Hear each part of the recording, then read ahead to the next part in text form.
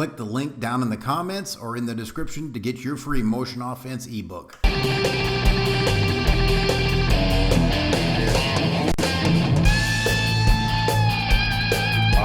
Motion offense can be, there can be two ways of running motion offense.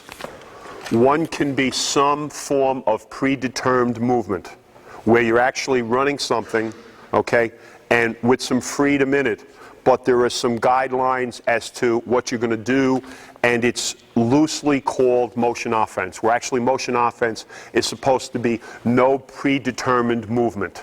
So it's very much a flexible system where you read defense and read teammates and play off it. Now, the pluses in being involved in it, okay, is you can fit it to your players. More times than not, when my team plays, I have 4 perimeter players and someone who we call the post player because he's the tallest guy. Probably is not really a post player, but he's the tallest guy in the team, so you have to call somebody a post player. So he becomes the person that may be given that assignment. He's probably more of a defensive post than he is an offensive post.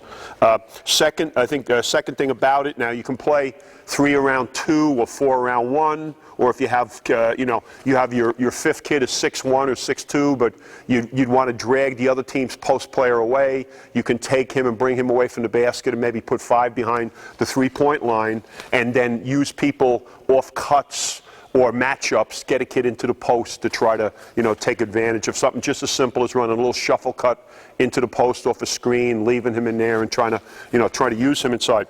Second thing about it, it's difficult to scout because there's no predetermined moves, right? And if you watch me squint a little bit, I have to explain why I squint.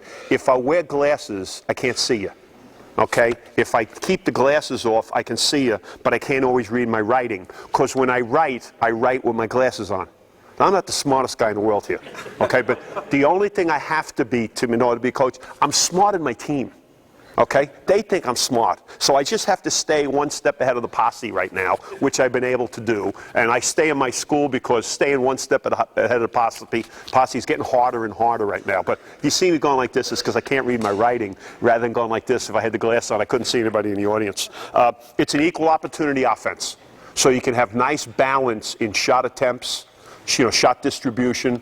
That's good, and that can be bad, because you don't necessarily want to have your 4th or 5th player taking nearly as many shots as your best player. So it can be a real plus if you have a balanced team, but it also can be a problem. So because of that, sometimes in motion, you have to have calls, or you have to have quick hitters, or something you're going to run at the end of the clock, when the shot clock. I don't know if you guys have shot clock. We don't have shot clock yet in Jersey, and I hope for the last 2 years I coach we don't, because that becomes another thing you got to concern yourself with. But it can be a little bit of a problem with the distribution of shots.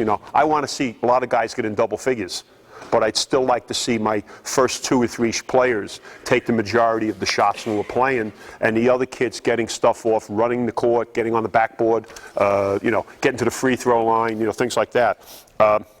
It helps the kids to teach kids how to play. In a time now when your kids quite often go to out-of-season basketball, they're not learning to play the way almost the last generation played.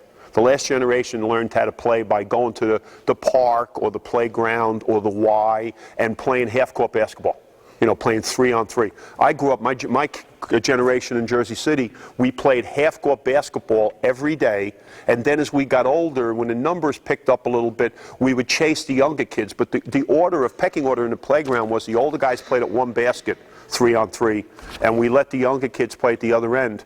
And until we got older, we never thought that they should be off the court so we could play full court.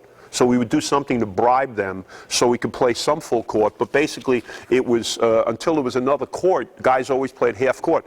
The kids grow up now and don't even know how to, they don't even know how to choose. They don't know how to choose. They don't know how to watch and take winners and pick guys who are going to help. I make the kids, when they open up the gym, I make them pick teams. Then I abuse them after they pick the teams because they can't even figure out who the best guys in the gym are. Guy'll pick his friend who he rides the bus with, and they go out on the court and they lose the first game. I'll be damned if I'm picking my friend. I'm picking the best guy in the building. If I'm a guard, I'm looking for a big fella right away. I'm not looking for a friend. I'll look for a friend at the last game of the day if I need a ride home. But they don't, they don't know some of that stuff. It can be used, you can use motion offense with quick hitters. You can use it, you can start in it and then make a call and get into something off it.